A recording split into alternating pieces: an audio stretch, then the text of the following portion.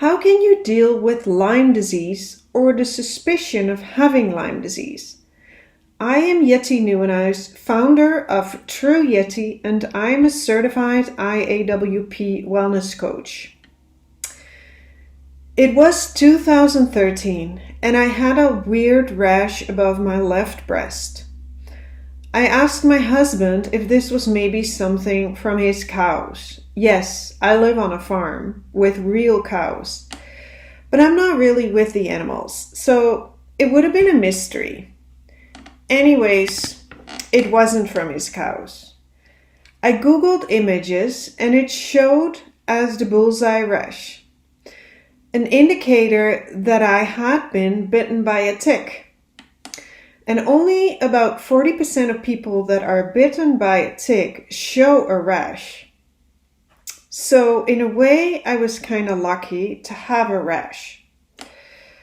I read about Lyme disease, had vaguely heard about it, but really had no idea what it was. And then tell a doctor, "Hey doc, I think I have Lyme disease." Uh-oh, she is crazy.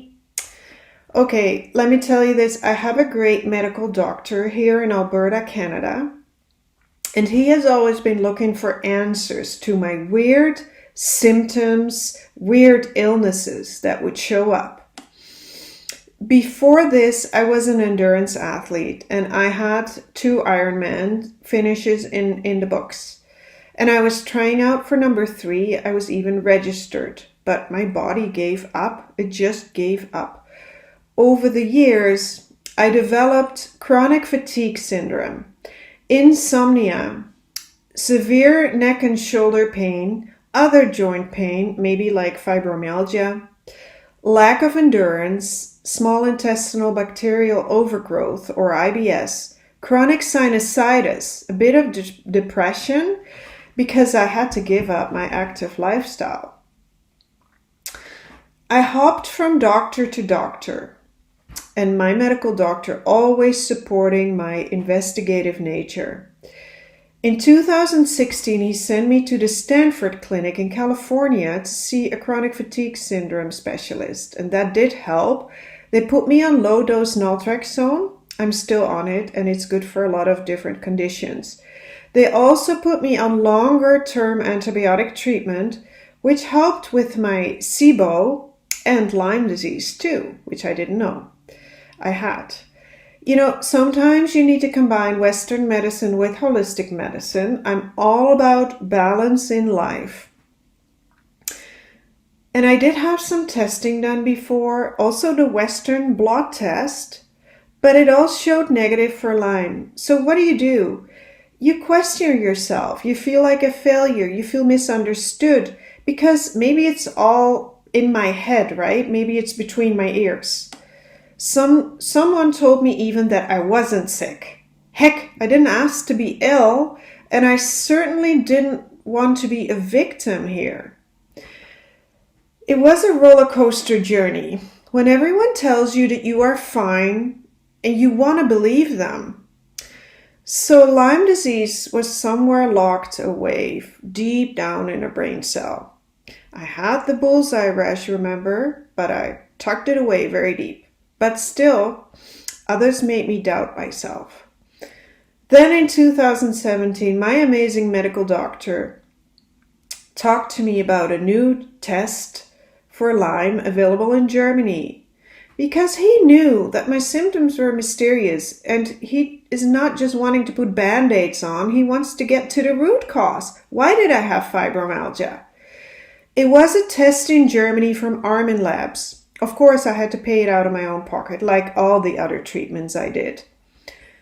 But I wanted to know the answer, and it showed positive, and that was a blessing. That moment changed everything. Repeat, it was a blessing. With Lyme disease, it's very important to understand the testing process, and specifically to understand the Canadian-based testing versus that's done through a lab in the US or Europe. The US IGeneX and Germany Armin Labs, the Canadian-based ELISA and Western blot testing have a very low sensitivity rate, Lots of Lyme infections go undetected.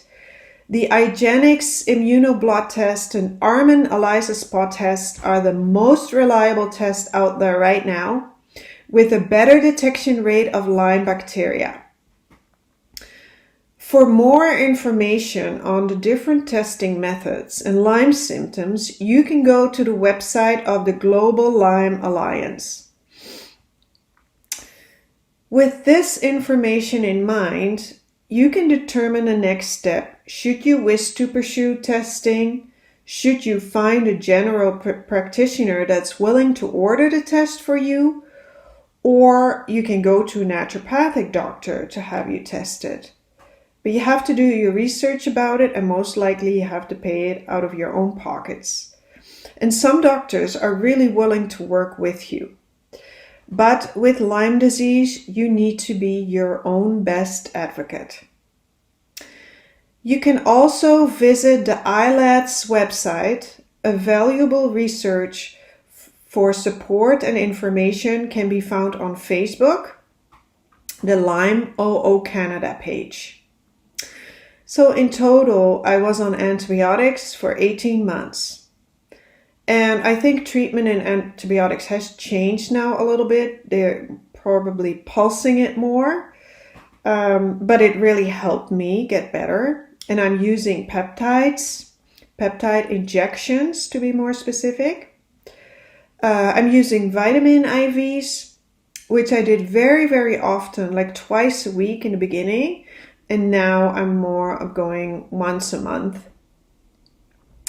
I have a Rife machine at home. It's a radio frequency machine that is killing all sorts of viruses and bacteria.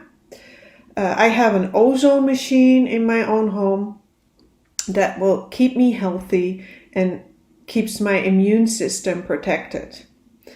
I think it's very worthwhile for Lyme patients to check out a lower carb, higher fat diet, and that helped me tremendously. Having said that though, I eat sugar once a week because I had bulimia for 20 years and I need to feed my mind, and if I don't, then I'll fall back into old habits of binge diet. But a lower carb, higher fat diet is definitely very helpful to feel good. What is also very helpful, I found, I didn't really get better until I worked on my childhood traumas. And I believe that they were also at the base of my illness.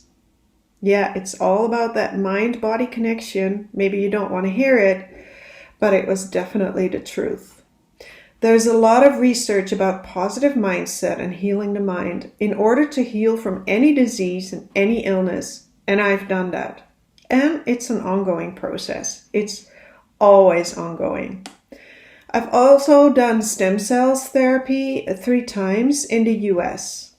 It won't help with getting rid of the Lyme disease, but it really helped my body and myself recover from the damage that was done by Lyme and the co-infections. Unfortunately, I don't know if I'll ever get rid of the Lyme disease. It is very manageable right now, and I call myself a survivor. My immune system is a little bit compromised, but I am doing great. But I've, knock on wood, managed to stay healthy for the last 2 years. The Lyme disease was really a wake-up call in my life, and it was like, okay, I need to change everything. I found my passion through Lyme disease. Lyme disease forced me to change my life and to wake up from my sleeping mode zombie lifestyle. I started school, IAWP Wellness Coaching, which you are now watching the channel. I am living the life of my dreams now. My dreams are big and bold, and they are coming true. And I'm feeling blessed that I had Lyme disease, believe it or not. And you can feel blessed too, step by step. Find a good doctor, find a treatment that you feel good about, that aligns with your values and that feels good in your intuition. Do your research. So what steps can you take into healing? Get answers, get tested. Find a doctor that's going to support you.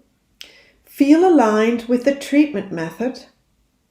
Try to do some treatment at home by purchasing some machines like Rife or Ozone, and work on your inner self. Heal your inner self. And I don't know how ill you are, but you can improve a lot. There is light on the other side of the tunnel. And if you want to know more of me, please follow me on Instagram at True Yeti. Okay, see you in the next video.